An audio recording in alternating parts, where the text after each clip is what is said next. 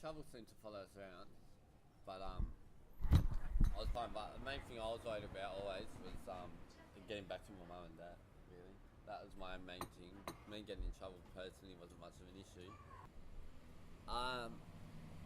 Yeah, when my first friend died, it was the second big death in my life. We had finished school.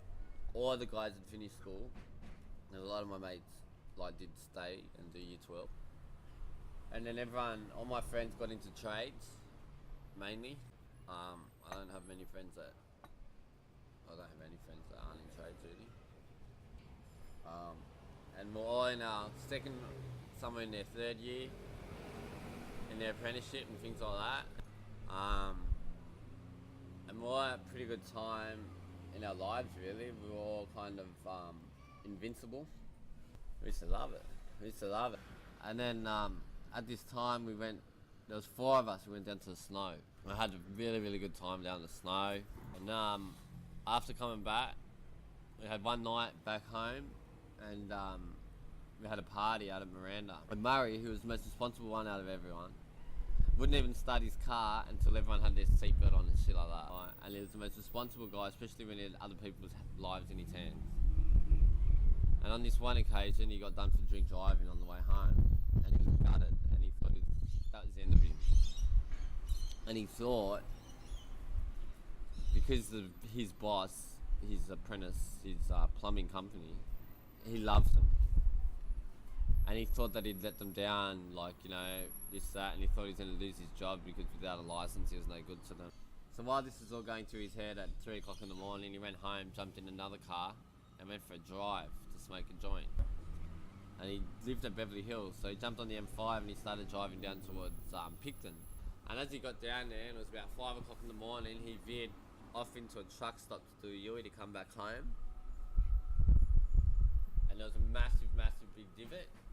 And he hit the divot and he went airborne and he flew into the back of a truck and his car exploded and he died instantly.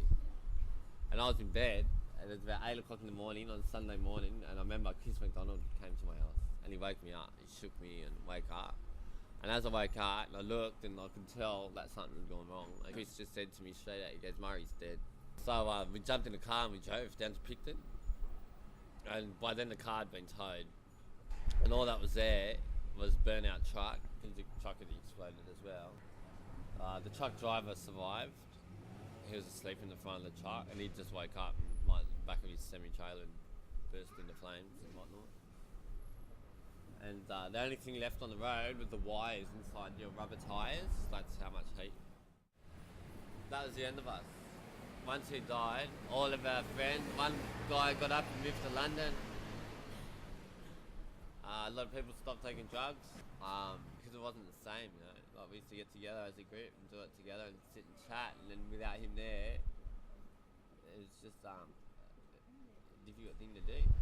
Something like that, and unfortunately some mistakes stay with you and other mistakes don't as much. But when it comes to work and working hard and going through a lot of things to get to where you want to be, and you put yourself in a situation where you can lose it like that so quickly, it does resonate with you every day for the rest of your life. And any situation that gets you close to breaking those rules or going to those bad places again makes you think. Came to the realisation that drink driving wasn't a very smart thing to do, and never drank drive ever again.